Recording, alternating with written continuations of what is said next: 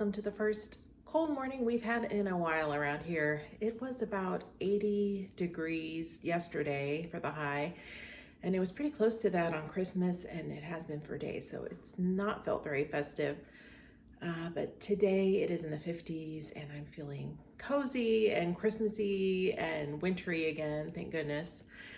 So I'm filming this on Monday, and I'm off this week until after the new year, so I'm excited about that. And I've been just relaxing and reading and enjoying this kind of in-between time between the two holidays. So I thought it would be good for my last video of the year to just kind of do a little summary of my favorite reads and rereads of 2025. So I think at this point I'm up to about 39 books that I read this year, which is pretty low number compared to what I can sometimes do, but more than I thought I would get to earlier in the year when I was in the middle of my horrible reading slump. And I have a pile of books next to me that are some that I really enjoyed this year, a few that are new, quite a few that are rereads. So I just thought I'd go through them and recommend them to you if you haven't read them already, or maybe you want to read them again. So I have these just in the order of chronological order of when I read them, not in any other particular order of favorites or anything like that. I really enjoyed all of these and would highly recommend any of them. So the first one that I want to talk about is a collection of short stories called Miss Grief and Other Stories by Constance Fenimore Woolson. So if you haven't heard of Constance Fenimore Woolson, you are probably not alone in that. She was a writer in the 19th century, an American woman writer, and she has been sort of forgotten, I think, over the past couple of hundred years, which is a shame. She was very popular at the time.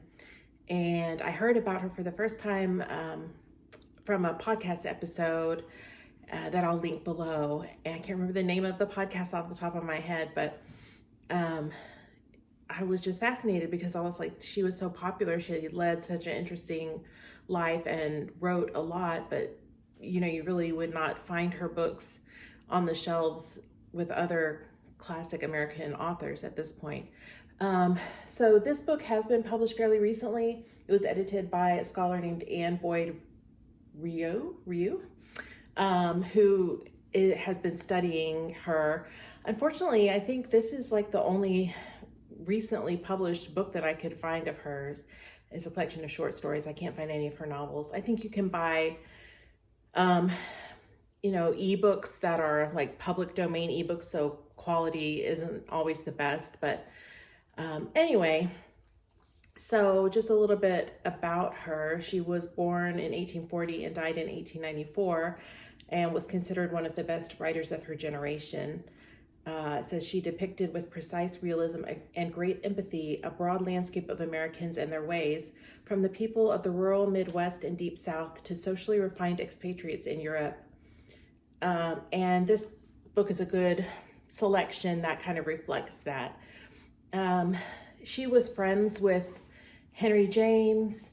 To me, she sort of falls into that category. If you like books by Henry James, Edith Wharton, then you might like her books or her stories as well. So yeah, I really enjoyed this. I highly recommend giving it a chance if you enjoy women writers, American literature, and kind of lesser known authors that you might like. If you also like I said, Henry James, which is not my favorite. I like her writing so far more than Henry James. And she's sort of like a precursor, I would say, to Edith Wharton, who I just adore. So yeah, definitely recommend Miss Grief and Other Stories. And I hope that at some point more of her novels get reprinted and her stories, because I will be anxious to read them. So here's Wally. The cats, of course, see me get out the camera and decide to act like nuts, so they're all running around and being crazy. All right, next one that I enjoyed this year was a reread, and it's Persuasion by Jane Austen. So I actually ended up listening to this on audio. I just got out the paper copy to have something to hold up. But I read the audio, or I listened to the audio read by Greta Scacchi, the actress Greta Scacchi, and I really enjoyed it. I thought it was very good. Cats, I'm sorry, I'm not going to stop. This is my real life, so it is what it is, right? I don't know what there is to say about Jane Austen that hasn't been said a million times. I love her. This is one of my favorite of her books, probably my second favorite. I mean, Pride and Prejudice is hard to beat, but Persuasion has a little bit more of a melancholy tone, and it's just so thoughtful, and I love it. So anyway, I enjoyed it. I liked listening to it, and it was a nice way to revisit this story with kind of a fresh approach. Next up is another favorite, a reread for me this year, and that's The Glimpses of the Moon by Edith Wharton. So Edith Wharton is one of my very favorite authors, and I read this along with my Gilded Age Buddy reading group this year. It was my second time reading it, and I really enjoyed it even more this time around. To me, this book is somewhat reminiscent of an earlier Edith Wharton book. This one was written in the 1920s. And one of her first novels, The House of Mirth, is of course very famous. And it's a little bit like, to me, a twist on that story and those characters, but one that is ultimately less grim and depressing. So it says, set in the 1920s, The Glimpses of the Moon details the romantic misadventures of Nick Lansing and Susie Branch, a couple with the right connections but not much in the way of funds. They devise a shrewd bargain. They'll marry and spend a year or so sponging off their wealthy friends, honeymooning in their mansions and villas. As Susie explains, we should really in a way help more than hamper each other. We both know the ropes so well. What one of us didn't see, the other might, in the way of opportunities, I mean. So they basically decide they'll get married, live off of their rich friends for a while, and if one or the other of them finds a better opportunity, a richer person that they might want to marry, then they'll let each other go. And they do love each other, so that is a complication, but they also are trying to be practical about maintaining a certain lifestyle. So, of course, things turn into sort of a mess. But ultimately, I will say this book has a happy ending, which most of Edith Wharton's, in my experience, do not. So it's written in her great style. She is so insightful about people, about culture, about America versus European culture. And I just highly recommend this book. It's so enjoyable. So The Glimpses of the Moon by Edith Wharton. Next up is another beloved book that I've read many times, but this year I read it or listened to it on audio. So that is The Secret Garden by Frances Hodgson Burnett. I listened to it on audio, narrated by Carrie Hope Fletcher, and I think it may be one of those that's only available on Audible. But I loved her narration. It was so good. And this book is just a classic. If you haven't read it, it's theoretically a children's book, but really it could be read and enjoyed by any age. And it's about a little girl named Mary Lennox who has been raised in a sort of neglected yet spoiled way in India, colonial India. When her parents both die, she gets sent back to an uncle who lives in Yorkshire, in a mansion in Yorkshire, and she has to learn kind of how to live there in a different lifestyle and kind of get over her bratty ways and learn to enjoy nature and appreciate other people.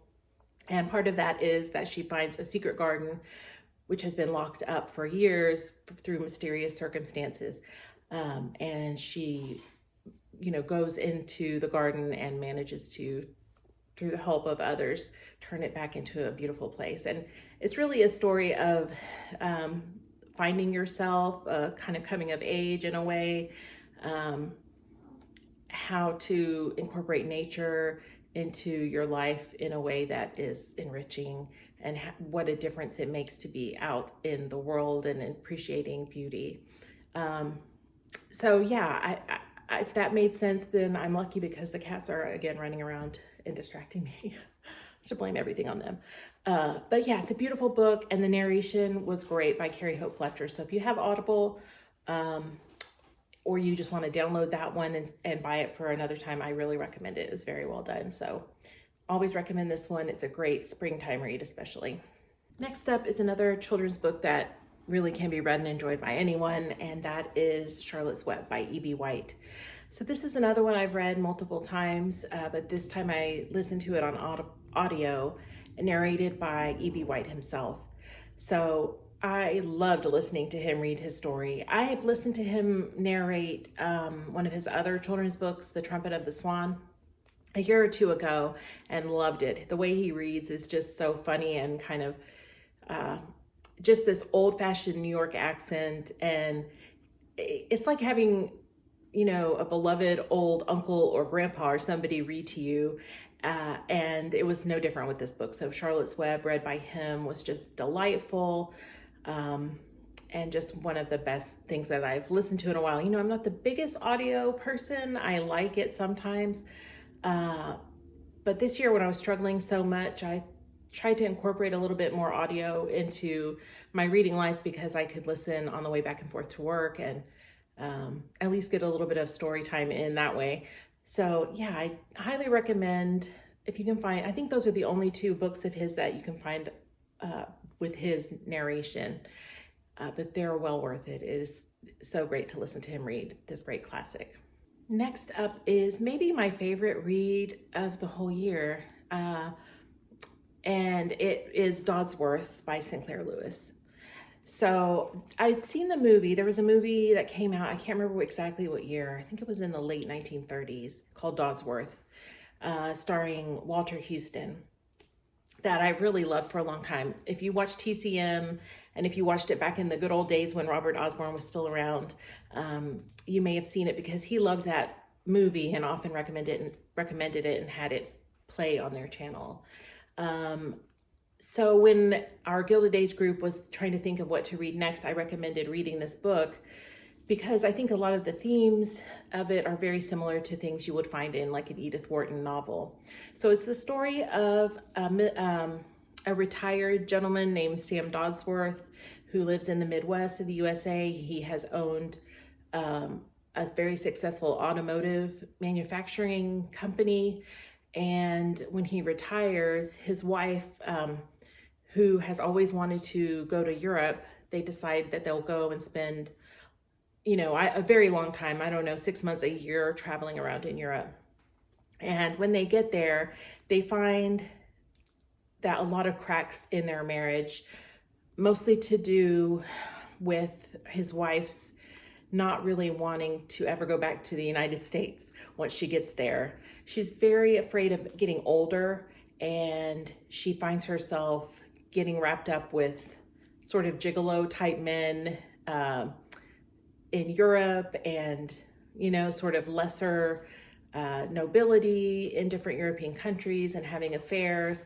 Meanwhile, he is enjoying learning about Europe and experiencing the new cultures and growing, but he also feels in his heart that he is an American, and he's not ashamed of that. And she seems to be very embarrassed about being an American.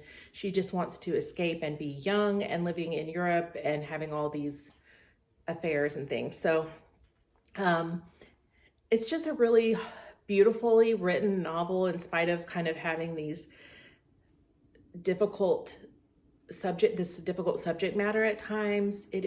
Sam Dodsworth is a great character.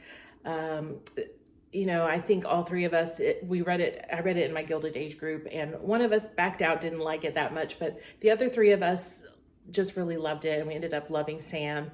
He's a great character, and this book is it's like, I wouldn't say it's like reading Edith Wharton because he has his own style. Sinclair Lewis has his own style, but it's sort of the same sorts of themes that you would find in Henry James or Edith Wharton, sort of America and Europe and the differences in their cultures, and how that can affect people when they go one way or the other. If a European comes to America or vice versa, usually American going to Europe, and how that can have an effect on their lives. So I don't know if I made it sound interesting, but it absolutely is. It's a beautiful book. I just loved it. I know I'll read it again. The movie is wonderful too, if you ever get a chance to watch it.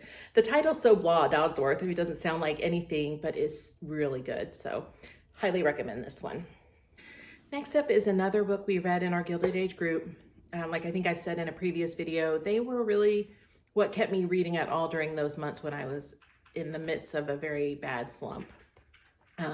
So this one is The Great Gatsby by F. Scott Fitzgerald. So if you're an American person, you probably have read this in school or at least read the Cliff Notes. I've read it many times. I had a teacher in high school named Miss Parsons, Sue Parsons. I wish I knew what happened to her because I would love to talk to her if she's still around. But she inspired me so much when it comes to American literature. She was a great teacher, and F. Scott Fitzgerald was one of her very favorites. And she taught us The Great Gatsby in a way that made me just absolutely fall in love with it. And that was back in 10th grade, 11th grade, I think. And I've never fallen out of love with it. I think it's one of the greatest books I've ever read. It's like just this perfect little jewel of a book that in so few pages captures so much about what it means to be American, what it means to be human. And I just loved it. So every time I read it, I seem to get something different out of it. I read it last, I think about 5 years ago. And at that point, I was very focused on, sort of what the book was saying about American culture and how much of it still resonates today as far as things like seeking money, seeking acclaim, the sort of racism and seeding underbelly that's always a part of our culture, whether we like to admit it or not. This time, I feel like what really got me was, and maybe it's because I turned 50 this year, I don't know, but it was sort of the character of Jay Gatsby, who is trying desperately to recapture the past and recapture his romance with Daisy, and the realization that you can never go back again. You cannot recapture the past. When things are gone, they're gone. And Jay Gatsby refuses to accept that. And I think it's something that in some level, not to the extreme I would think of Jay Gatsby, but in some level, it's something that we all have to learn as we're getting older, is that time marches on, you change, the world around you changes, and you can't bring it back, And so I felt that was a very poignant thing that really was brought out to me with this reading. Get down, Wally. He's about to jump in front of the camera. I'm sitting next to the cat food and there's like 3 of them around there eating right now. So if you hear chomping, that's why. Anyway, but it was just a wonderful read. I think I've probably read this book 10 times over the years, and I know I'll read it again. And every time I get more out of it. So I love F. Scott Fitzgerald. I think next year our group is planning to read Tender as the Night, which I also love, but I haven't read in a really long time. So I'm excited to get to that one and to dive into more Fitzgerald. I did read another book by Fitzgerald this year. It didn't make it into my pile of favorites, but I would recommend it. It was a collection of short stories called the Basil and Josephine Stories. So I will just mention that one too, kind of honorary mention. That one got 4 stars for me. I really enjoyed it. The next books are going to be no surprise to you if you've been watching my other videos from Vlogmas, and that is the Montmorey Journal trilogy by Michelle Cooper. So these were a reread. I buddy read them, as I've said before, with my friends Jen and Elizabeth, and we just devoured them. They are the story of a family of sort of impoverished royalty living on a very small island that's practically deserted. And through various circumstances, they get involved in English culture during the pre-war and the wartime period. So the books are A Brief History of Montmorey, The Fitzosbornes in Exile, and The Fitzosbornes at War. So I don't know what else I can say about these books. Jen has talked about them a lot on her channel, Jen's Reading Life. They are completely immersive, great characters, and just a real family saga that is so enjoyable and heartwarming, heartbreaking, and just just a great read, all around a great read. So highly recommend these. It's a nice big pile of goodness that you can dive into and really just spend a lot of time getting to know these characters. So highly recommend checking these out. Next in my list of favorite reads of the year is another reread, and that is Winter Solstice by Rosamund Pilcher. So I don't even know what I need to say about this one. I feel like I've mentioned this book in almost every video I've made since even the ones I made years ago, because it's just the most perfect thing to read around Christmas or, just in the winter in general. It's just the most heartwarming book. It's like, I just want to live in this world forever. The characters are all, so endearing and interesting, and their lives are brought together in a way that's just wonderful. It's just like one of those life-affirming kind of books. And my final book in my list of favorite reads of 2025 is another reread, and that one is High Rising by Angela Thirkell. So I have read this before a couple of years ago. I enjoyed it even more this time. I think the first time I gave it 4 stars, and this time I gave it 5. It was just so funny and very English, very quirky. And it's the story of an English lady author named Laura Morland, who goes up from London to her country house with her young son, Tony, for the Christmas vacation. And while she's there, she, is with her friends in the village where she lives in her country house, and gets involved in the different romantic and social situations there in town. And it's just very funny and made me laugh out loud multiple times. So it's the first of a series. It was written by Angela Thirkell in the 1930s. This first book was written in 1933. And it's a big series of kind of, I think, loosely connected stories called the Barsetshire. I think this was called the Barsetshire series.